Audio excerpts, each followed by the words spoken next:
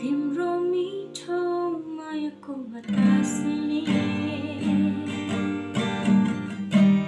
छोइगयो मलाई हृदय खाएर मेरो सासले